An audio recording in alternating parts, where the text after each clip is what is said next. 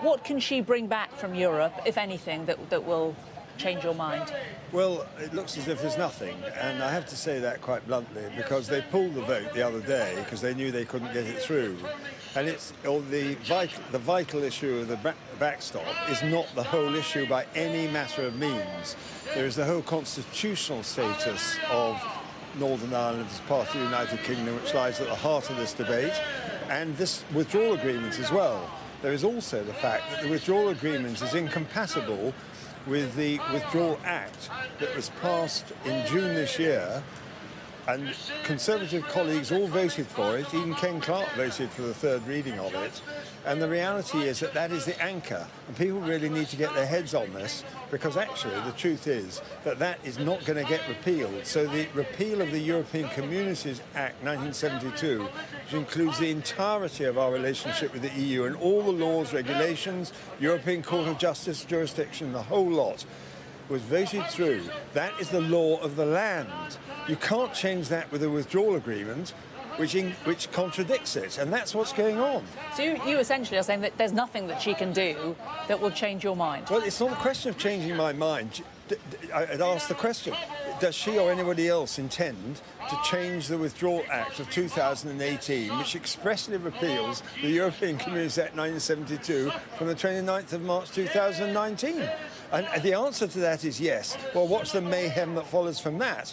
Because that's the only way they can get this withdrawal agreement through, or even to get it partially accepted, would be if they were actually to stop trying to play around with the European Communities Act 1972, which is what the withdrawal agreement does. And one other thing, on that withdrawal agreement, we are actually going to be in a position in which the laws imposed on this country are going to be imposed by 27 other countries without our even being there, behind closed doors, without a transcript or recording of any description. And those laws are going to be imposed on us. Do people really realise that that is what's going on? And I'm chairman of the European Scrutiny Committee. I know what's going on, and that's what it's all about. And the transitional period, is that actually going to be an indefinite arrangement? There are so many questions. The European Court of Justice, the jurisdiction. There are a lot of questions, but the fact remains that, those... Yes, but they are facts. But the other fact is that you and those like you lost last night in the vote against the Prime Minister. Well, it was bad timing, wasn't it? Clearly, nobody would launch this without thinking they would win, and lost you did. No, actually, that's not the case. There comes a point where you actually have to voted for her. Well, wait a minute. A lot of those people, with great respect to them, were on the payroll. She only got. She actually lost. From 48, they said we couldn't get beyond 48 to put in the letters, to 117. That's a third of the parliamentary party. The payroll, I understand why they would vote with her on this occasion, but it doesn't alter the fact that you can't get the withdrawal agreement through. The substance of the issue is that the withdrawal agreement won't go through. Then there is the DUP. The DUP are never going to accept this backstop arrangement. They can only do a few sort of tweaks and cosmetic changes. They won't be changes, it'll be window dressing. So the bottom line is that she won't have the support of the DUP soon. That is creating a situation in which we won't be able to get any government business through, and that will be all because of intransigence, a refusal to accept the fact that this withdrawal agreement, which they had to pull, will never get through Parliament, and at the same time is inconsistent with the Northern Ireland constitutional status and also the incompatibility with the Withdrawal Act. Others would say that it's the ERG that's being intransigent, that it's not listening to what the rest of the Conservative Party are saying. No, because they all voted for the Withdrawal Act itself. If any of them would like to come forward and say, I want to see the Withdrawal Act repealed, then let them come forward and say it. But I don't think you'll find they will. They all voted for it, just as they voted for the notification of Withdrawal Act itself and for the referendum by 6-1, which said that we were going to give the decision to the British people. So come back to the main question. What is this really all about? It's do you leave or don't you leave? Do you repeal the 72 Act or don't you?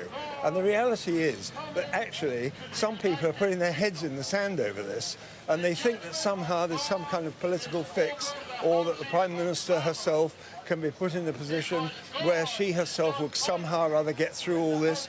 it's impossible to get this withdrawal agreement through the House of Commons. It's not impossible if a third of the party who didn't support her yesterday support their Prime Minister. But the ERG doesn't have a leader. No, it's not about the ERG. It's about the question of whether or not the withdrawal agreement itself contradicts the Withdrawal Act, which says that we repeal the 72 Act from the 29th of March. It's as simple as that.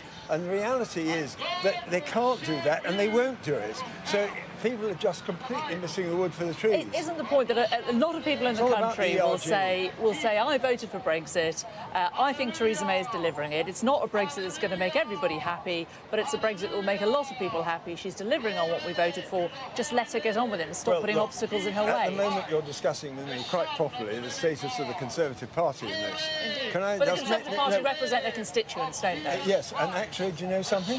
We had a manifesto in 2017, and that said no single market, no customs union. It also said we were going to accept and put through the Withdrawal Act, which was to leave the European Union.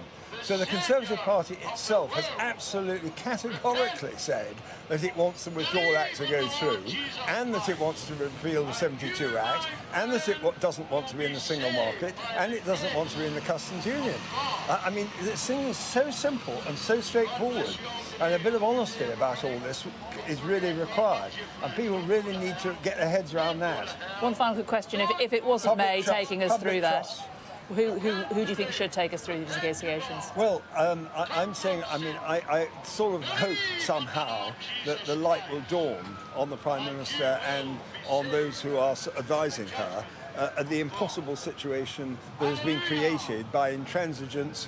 My committee in March this year said these negotiations were not sufficiently robust. We were giving in, we were supplicating the EU, we were giving in to their guidelines.